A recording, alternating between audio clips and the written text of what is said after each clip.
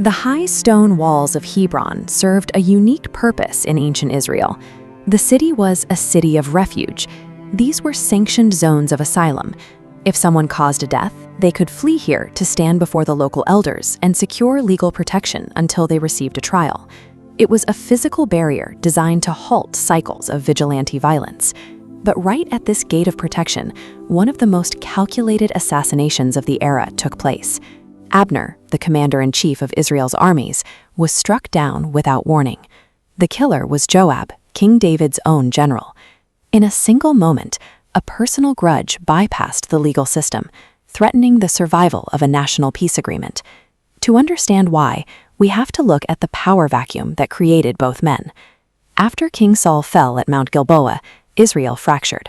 David ruled the tribe of Judah in the south, while the northern tribes were left in a state of leaderless chaos.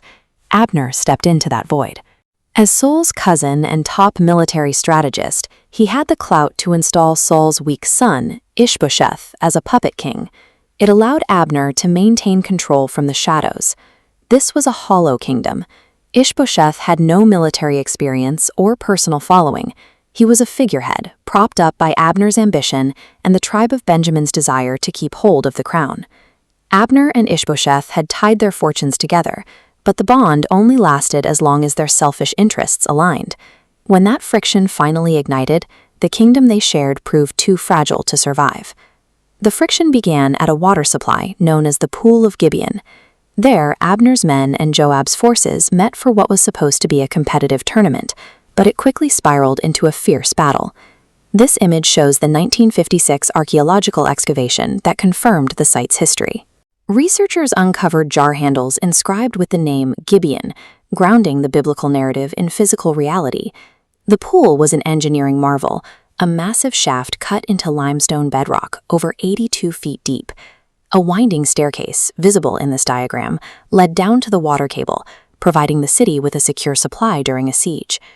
During the retreat from this pool, Joab's brother Asahel pursued Abner. Despite Abner's repeated warnings to stop, Asahel refused to turn away. Abner eventually struck back in reluctant self-defense, killing him. While the law of combat justified the kill, Joab did not see a casualty of war. He saw a brother's body on the field. He buried that grief deep, where it began to harden into a silent blood feud. The afternoon at the pool narrowed a geopolitical war into a blood feud. For Joab, the conflict shifted from a struggle for the throne to a quest for personal retribution. The breaking point for the north came when Ish-bosheth accused Abner of sleeping with Rizpah, Saul's former concubine. In that culture, this wasn't a personal scandal. It was a legal claim to the throne. Abner's loyalty snapped. Incensed by the accusation, he finally admitted a truth he had long resisted. God had already promised the kingdom to David. He shifted from general to diplomat, traveling tribe to tribe. He stood before the northern elders and made the case that resisting David was now the same as resisting the divine will.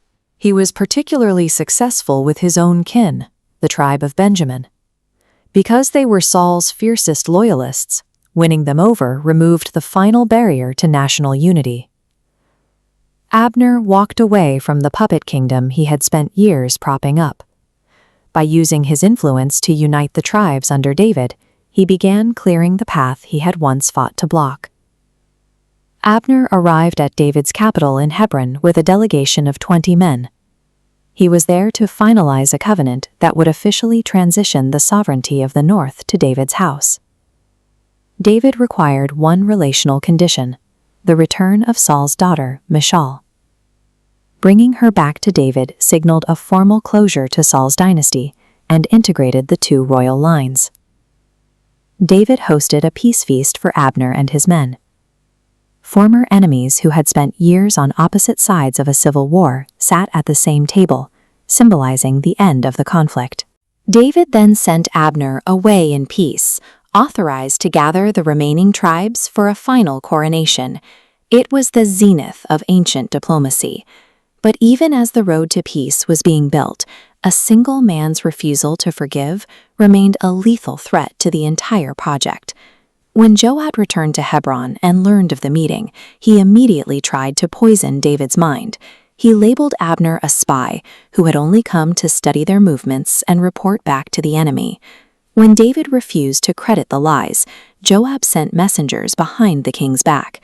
They intercepted Abner and lured him back to the gate under the guise of a private message from the king. This historical record details the betrayal.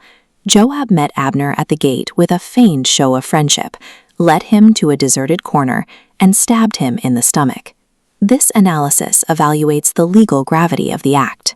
Abner's killing of Asahel happened in the heat of battle, but Joab's killing of Abner was a premeditated strike at a site of asylum, a direct violation of the law. Joab used the pretext of blood vengeance to justify the murder. In reality, he eliminated a rival who threatened his own power as David's primary commander. Joab used his command of the army to settle a private score. By letting his grief dictate his actions, he showed that his primary loyalty was to his own past rather than the peace of the nation. David was horrified by the assassination. To clear the crown of any blood guilt and reassure the northern tribes, he personally walked behind Abner's bier in the funeral procession.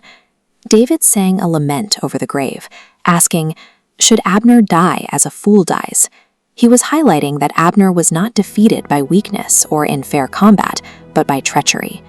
The two generals left very different legacies.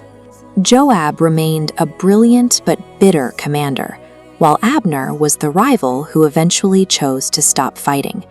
Abner's work outlived him. The road he built led to the total unification of Israel, with the northern elders eventually arriving in Hebron to crown David. True leadership requires the humility to surrender your own pride to build a future you may never walk in.